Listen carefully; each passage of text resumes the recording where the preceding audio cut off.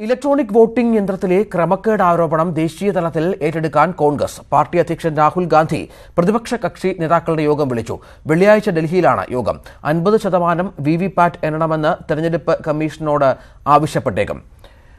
M Unnikrishnan ചേരുന്നു ഏറ്റവും പുതിയ വിവരങ്ങളുമായി. ഉണ്ണി, ഇപ്പോൾ മറ്റൊരു പ്രചരണ ആയുധം അത് കോൺഗ്രസിന് വീണ് കിട്ടിയതാണ്. തെരഞ്ഞെടുപ്പ് മെഷീനുമായി ബന്ധപ്പെട്ട് ഏത് തരത്തിൽ ഇത് രാജ്യവ്യാപകമായി ശ്രദ്ധ നേടിയെടുക്കാനാണ് ഈ വിഷയത്തിൽ കോൺഗ്രസ് ഇപ്പോൾ ശ്രമിക്കുന്നത്?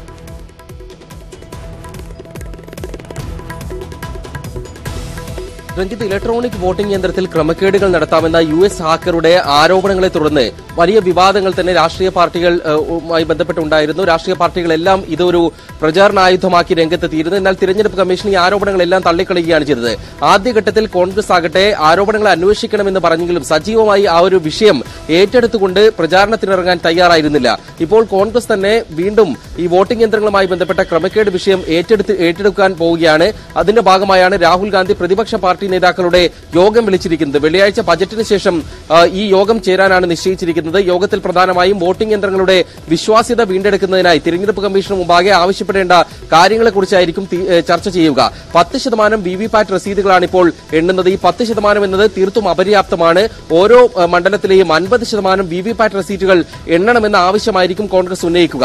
കഴിഞ്ഞ നിയമസഭാ തെരഞ്ഞെടുപ്പുകളുടെയൊക്കെ പശ്ചാത്തലത്തിൽ ഈ ആവശ്യം ഉന്നയിച്ചുകൊണ്ട് കോൺഗ്രസ് സുപ്രീം കോടതിയെ അടക്കം സമീപിച്ചതാണ്. അവിടങ്ങളിൽ 50%ഓളം വിവിപാറ്റ് റെസീറ്റുകൾ എണ്ണണമെന്ന ആവശ്യം. എന്നാൽ സുപ്രീം കോടതി അത് തള്ളുകയാണ് ചെയ്തിരുന്നത്. തിരഞ്ഞെടുപ്പ് കമ്മീഷനും ആവർത്തിച്ച് ഒരേ നിഷേധാത്മക സമീപനം കൈക്കൊള്ളുന്ന പശ്ചാത്തലത്തിൽ കൂടിയാണ് പ്രതിപക്ഷ പാർട്ടികളെ സംഘടിപ്പിച്ചുകൊണ്ട് ഈ ആവശ്യം വീണ്ടും ഉന്നയിക്കാനുള്ള നീക്കം.